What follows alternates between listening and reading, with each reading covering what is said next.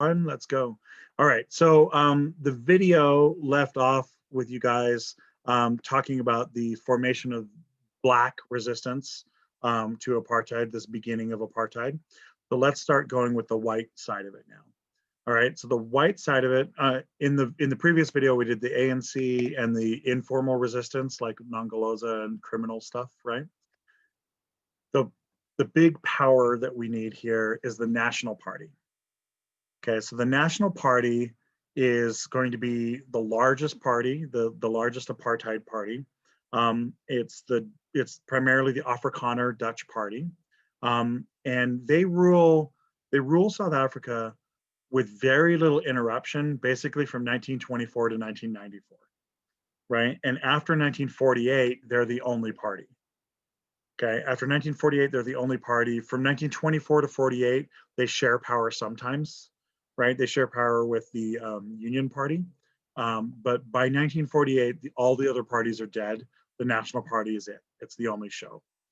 Werner Herzog here, not Werner Herzog, I'm sorry. Werner Herzog is the director. JBM Herzog here, he's like the father of apartheid. The father of the apartheid, and he is going to be the guy who primarily kind of crafts the apartheid laws and stuff and policies.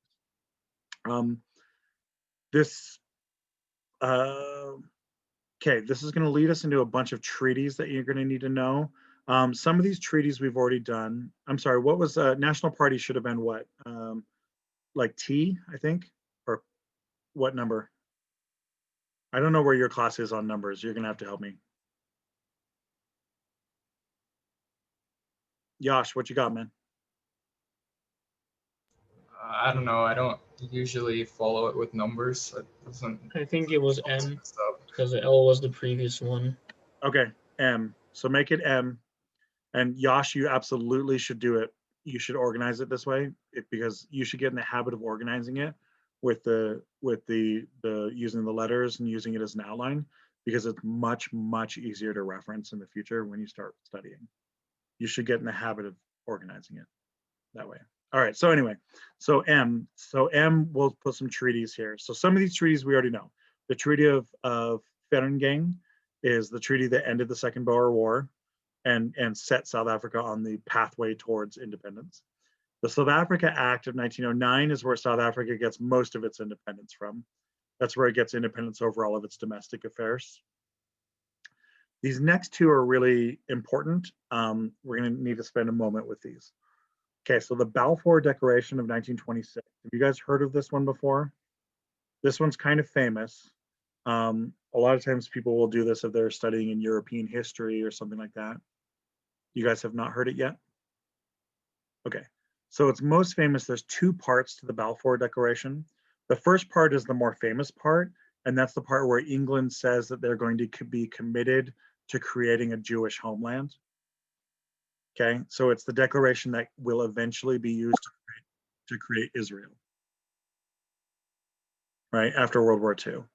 And so it's very famous for that regard because conspiracy theorists who think that like the Jews control the world, right, they always cite this as their like evidence, right?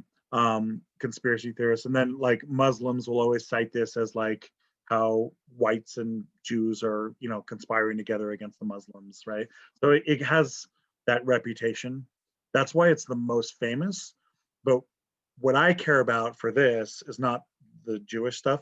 That's not important for South Africa.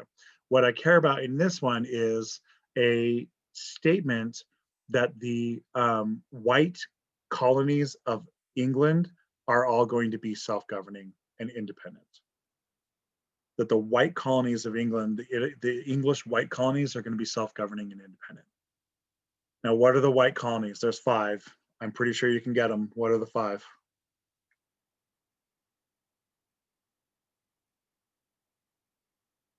Oh no, this is the worst thing I've ever heard in my life. Izzy, help me out. What's one of the 5 white colonies? Is Cape considered one? Okay, South Africa is one of them. Yeah, South Africa. Okay, what else? Okay. What else? Give me another one, Mike. Drew. Yes. White colonies. Would Canada be one of them? Canada, there we go. You need to know these, okay? So let's write them down. Let's write them down. All right, so South Africa, Canada, Australia, New Zealand, and Ireland.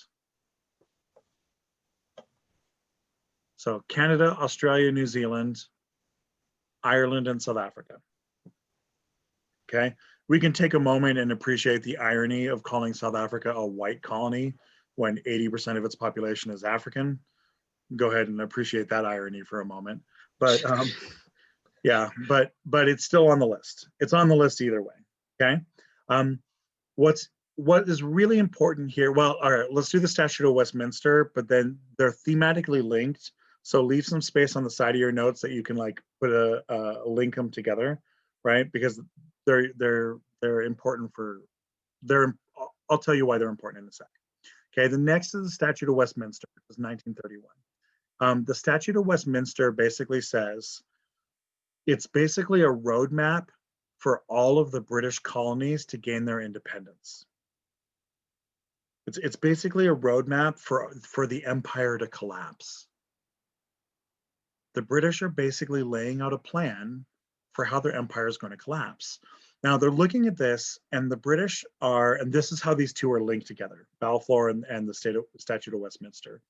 They're linked together because this is the British being incrementalists, right? This is the British kind of being very pragmatic, and they're looking and they're saying, we control like a third of the planet Earth.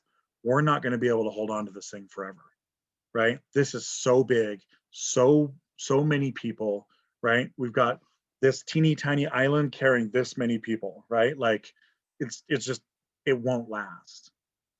So the British are recognizing that their empire is starting to collapse. They have independence movements going in countries all up and down the empire. Most loudly, the independence movement going on in India at this time, right? The Indian independence movement by 26, by 31, the Indian independence movement is in full swing. It's in full swing. We'll get the details on that in January. When we come back from Christmas break, we'll start India, right? And it's in full swing at this point.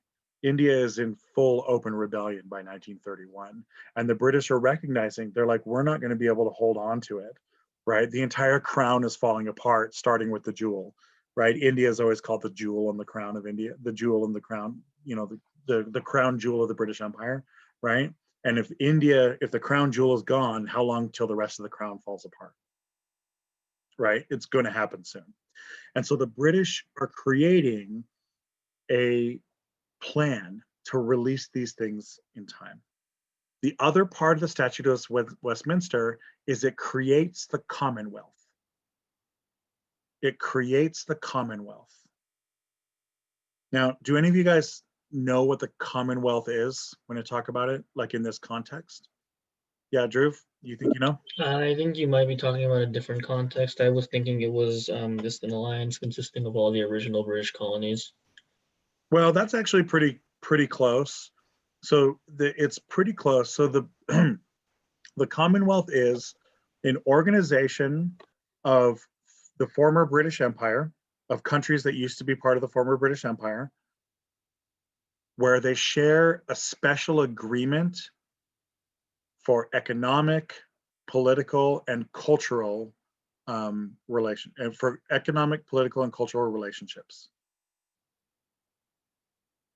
So it's a special agreement between them that when England goes to make an international treaty, England will make a good treaty with a former British colony first, right? So if you have, let's say, India and Japan both competing for a contract, India is going to get the contract because India is part of the Commonwealth, right? Japan has to make a much better deal in order to beat that, right? Because it's recognized that India is part of the Commonwealth.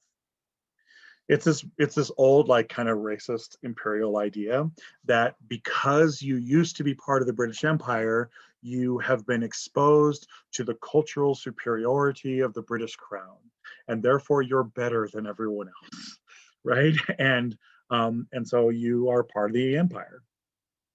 right? So you're independent, but you still have this like special like friendship, essentially, is what it is, right? And all of the countries of the Commonwealth, they speak English, right? Which is really good because they can all do business with each other and stuff. This is where you're going to get a lot of like cultural stuff like sports leagues, right? The Commonwealth Games will be like cricket, excuse me, like cricket or rugby or soccer, right? That they're all going to be playing these games. They're going to also, oh, it's also going to include immigration. So in your definition, when you have political, economic, cultural, put immigration as well, and immigration. I forgot immigration, but immigration's huge. It's a big, big deal. There's a reason why England today is the least white European country. And that's because the empire has immigration rights, right? The former empire. Whenever these countries are being released, England basically opens it up and says, okay, India, you can be independent, but anyone who wants to say British, come on over, right? And you don't need a lot of Indians to say yes in order to really bring a big number, right? India's got tons and tons and tons of people. If only 1% of India decides to move, that's still like twice of England. It's still like 2 times the size of England, right? I mean, it's a big, big place. So this is one of these big things. When I was in London, I visited London a while back, and I was doing some work there. I was working there for a little while, and I was going on a tour, you know, and the lady was talking about the Commonwealth and stuff. They had like all the flags and stuff. And I asked her and I said, hey, the United States, we're a former British colony. Why aren't we part of the Commonwealth? Why didn't you invite us? And she just looked at me and she said, well, if I remember my history classes correctly, I think that you rather violently opted out of our Commonwealth, didn't you? And I said, fair enough. Yeah, that checks. Yeah, fair enough. And then she said, is there any world in which you think the United States would like to rejoin the Commonwealth if we extended the offer? And then I thought, and I was like, no, I probably not. I can't imagine the US saying yes. And she says, thus, no offer has been extended. And I said, fair enough. All right. That was like the most British thing she could have said to me. Right. And I was like, okay, fair enough. I got it. I'm a dumb Yankee. I'll go home. I'll put my cowboy hat on and go home. Right. But yeah. All right. So those are important. The Balfour Declaration and the Statute of Westminster are going to come back when we do India. They're going to come back when we do Ireland. They're not going away. These things are going to be with us for a while. Okay. The last one, we haven't gotten to this one yet in class, but it's coming. The South African Republic referendum, 1960. This is where South Africa is going to get total independence. Total independence is also where they leave the Commonwealth. They get kicked out of the Commonwealth mostly. And this is where they leave the Commonwealth. They're back in now, but they leave. Okay. This is 1960 is where South Africa has no ties to England anymore. No ties at all. England has no control over them. Okay. All right. So yeah, Izzy, got a question? Oh, I was because you mentioned they left and then they came back. So how long were they like out of the Commonwealth? Yeah, so they get kicked out in 1960. They're going to stay out of the Commonwealth. They're actually also kicked out of the UN too, briefly for a while. South Africa is going to become a really bad state, right? Where the world basically like shuns them off. And they get welcomed back into the UN in the 1970s. They rejoin the Commonwealth in the 1990s. Yeah, so it's not until they get rid of apartheid. It's because of apartheid. Okay. Yeah. Okay. So these, you guys should see there's an assignment on Canvas. There's an assignment on Canvas dealing with all of these laws. Okay. These collection, in our notes, let's go to the next line down, which should be N, I think, right? N. Is that correct? Okay. All right. So the N is the election of 1948. The election of 1948 is where the National Party consolidates its power. It's where the National Party consolidates its power. And from this point forward, the National Party won't really have any resistance, any white resistance. There won't really be any other white parties, not really. The only resistance will be in the form of black parties of the ANC and some of these other ones that are going to break off from the ANC. But from the 1948, it's basically National Party from here on out. All right. These laws combined together are apartheid. Okay. So the way IB defines it is apartheid begins in 1948. And I think it's a pretty good definition. I think I agree with IB on that definition. 1948 is when the official apartheid is kind of starts. And apartheid is this collection of laws. Now, you guys have an assignment on Canvas where you need to go through each of these laws and you need to fill out it's like a PowerPoint, it's like a Google Slides, and you need to fill them out and stuff. Students in class have been working on them in groups. You guys are welcome to split them up and share with each other and work with each other, but I want each individual to turn in their own work, right? So if Yash does 1, 2, and 3 and then gives it to Izzy reword it in your own words, right? And then you give him 4, 5, and 6, right? And then Yash, you put it in your own words. Like, I want you to put it in your own words because otherwise you're not going to know them. And you need to at least be able to understand any one of these could easily be in the essay questions. They're all pretty important. They're all pretty important, and they get categorized well.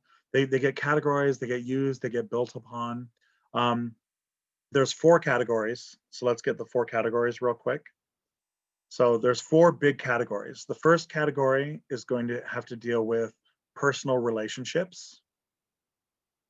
Personal relationships. That's going to be things like the Mixed Marriage Act and the Immorality Act. These are prohibiting interracial marriage, prohibiting interracial sex, right? These are our personal relationship ones, okay? The next big category is going to be movement. Movement, so your ability to move around the country, right? This is going to include things like pass laws, the Pass Laws Act, the Registration Act, right? These are going to include those kinds of things because Blacks are going to be forbidden from entering certain parts of the city or are going to be forbidden from entering buildings, right? This is going to look a lot like Jim Crow, but worse, much worse, worse than Jim Crow, right? So we have the first one, I call it personal relationships. The second one is going to be movement. The third one is education. So it's going to be about schools largely. And that's where we're going to get like the Extension of University Act, the Bantu Education Act, right? We're going to get, these ones are all like school ones, right? And those are going to be very similar to the United States. Dealing with like segregated schools or Black schools are much worse than white schools. You're going to see a lot of similarities there, a lot of similarities. The last one is the one that is the least like the United States. And we're going to call that the Bantustan. Bantustan. Here's the word right here, Bantustan. The Bantustan laws. B-A-N-T-U, stan. In English, when you see the word stan at the end, what does it mean?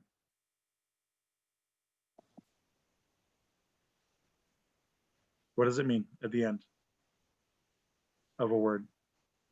Like Kazakhstan, Uzbekistan, Afghanistan. And those like are those like how all the Middle Eastern countries end or something? A lot of them do, but this isn't the Middle East. Stan at the end means land of. So Kazakhstan is the land of the Kazakhs. Uzbekistan is the land of the Uzbeks. Afghanistan is the land of the Afghans, right? So Bantustans are the land of the Bantu. Bantu is the language family that includes Xhosa and Zulu. It includes all these African languages, right? So Bantu gets used as like an umbrella term to mean all of the natives of South Africa, right? The Sotho, the Zulu, the Xhosa, right? The Tswana, right? Those are all Bantu language. The Khoisan, right?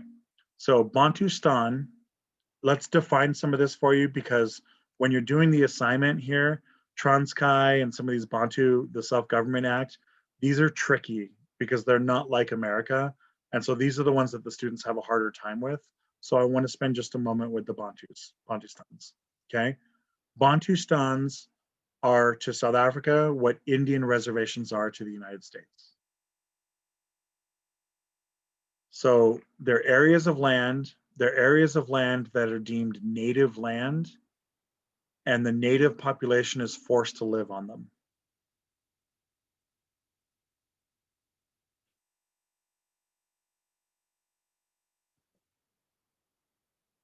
Okay. If you're looking on my map here, this orange one here is called Transkei, and Transkei is the Xhosa one. That's the Xhosa one, and that's the biggest one, the biggest population and biggest by area. These like turquoise colored ones, those are all the Zulu ones, right? The Zulu ones are over here. The Xhosa ones are over here. These ones are larger by area, but they're smaller by population, right? These ones are really dense. These ones are pretty dense. These ones are relatively empty, relatively. Okay. These are a little bit different than the United States. They're different for a couple of reasons. One, they're a lot more full than the American ones. American Indian reservations are mostly empty, right? Because the United States mostly killed the natives, right? So there just isn't that many left, relatively speaking, right? So one, these are much more full. Okay. Two, the goal here is that the government wants all of the Black people to live in the Bantustans. Right? The government wants all the Black people to live, all the Africans to live in the Bantustans. And this is really like a central feature of how the government wants to make racism priority number one. Right? The government really, really is going to dedicate itself to racism being priority number one. Now, who's going to be the number one, the most loudest opponent to these things? It's the same as sanitation syndrome. If you read the sanitation syndrome, who opposes the sanitation syndrome policies? Wentao, what do you think, man? I don't want Drew to answer every question. I appreciate you, Drew, but we got to spread the love. Wentao, what do you think, man? Who's going to be opposed to these Bantustans? Wasn't the Zoha? So the native, yeah, the Xhosa is what you're saying? Yeah. Xhosa? Yeah, so the natives obviously are going to be opposed, but they don't really have much power. Who has power and opposed and is opposed? Yeah, Ilha, what do you think? The white business owners who are losing their cheap labor from. Absolutely 100% correct. 100% correct. Put it in your notes because that's the most correct answer you can give me. All right. The big businesses, particularly the mines, they're going to be they have the power and they have the opposition. And they're opposed because they want labor. Kimberley is the largest diamond mine in the world. Who's going to work the diamond mine if all the people are down here? You can't commute across the entire country. That's madness, right? I need my workers working right here next to my diamond mine. I need my workers working right here next to my gold mine, right? So this is going to be a conflict, okay? So put in there, it's a point of conflict between business and government. Government priority number one is racism. The business priority number one is what? Money, right? The number one priority of the businesses is to make money. Number two priority can be racism, as long as racism doesn't get in the way of making money.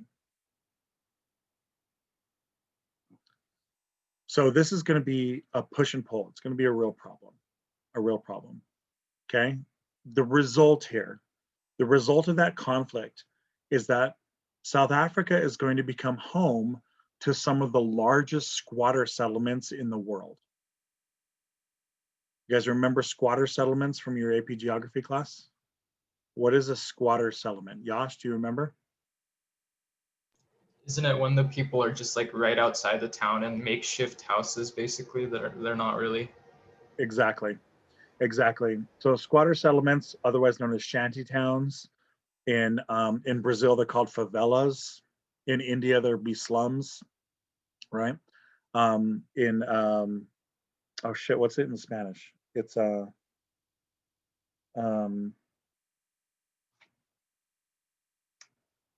can't remember the Spanish word for him. I don't remember.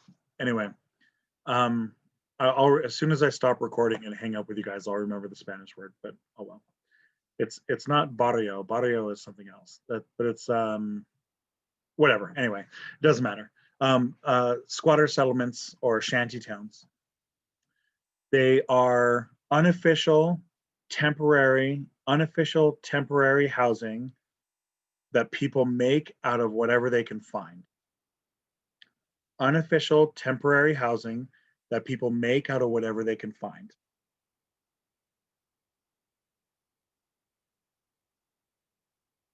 I have pictures of them from the Hoovervilles here. I can show you. Like that. Right? This is the United States, 1931, but it's the same kind of a deal. Where is it? There you go. That's a better picture. Same kind of a deal, only in color with black people. All right. So squatter settlements are important for a couple reasons. One, they're along the outskirts of the town. Two, they have zero services. They have no services, which means no water, no power, phones, sewer, police, hospitals, ambulances, fire departments, right? Schools, right? None of those are officially there because they're illegal. They're illegal. The Africans are not allowed to live there, but the mines want them there. So what we find is that the circle around every one of these cities has massive, massive shanty towns, massive squatter settlements. And around every mine, you're going to have massive ones there too. At the height of apartheid, by the time we get to the 1970s, 1980s, we're going to get about a quarter of the country living in these slums, in these shanty towns, about a quarter of the country. A huge number, massive number. Okay. Also, I think on your definition, you should put temporary in quotes, right? I find it hard to call something temporary when it still exists 100 years later, right? These things are long-term. We have multiple generations of people living in these things, and it doesn't feel very temporary. At what point do you stop calling it temporary? When it's 70 years old, 80 years old, 110 years old? You tell me, right? We usually call them temporary because the people don't own the land and the buildings oftentimes don't have foundations. That's why we call them temporary, right? But I get a little bit of definition problems in my mind calling them temporary when they're 100 years old, right? I think we're good here. We're good here, though we have some other stuff we'll do, but I can package that into the next class period. All right, so what I would like you to do is make sure that you do the assignment with the laws on it, with all those laws. You do need to know all the laws, and what you need to know about them is you need to be able to answer an essay question where a very, very, very common essay question would be something along the lines of, describe the economic impacts that apartheid had on the education of South Africa, right? Or just describe the economic impacts of apartheid education policies, right? And so because of that, you need to be able to reference those laws, you need to be able to reference the name correctly, and you need to be able to tell me what they are, and you need to tell me what their impact is, okay? All of those laws, that whole list, I know it's a big list, I know it is, but they're all like, all of those laws make regular appearances on the test. Okay, I did not include anything that was like weird. Those are all like pretty central features of apartheid. Okay, so you're gonna have to trust me that I made the list as good as I could, right? But I know it's a big list of stuff that you just have to do, but sorry, that's the way apartheid works. Okay. Do you guys have any questions or problems or comments or anything? What do we put for like the visual component on all of these slides?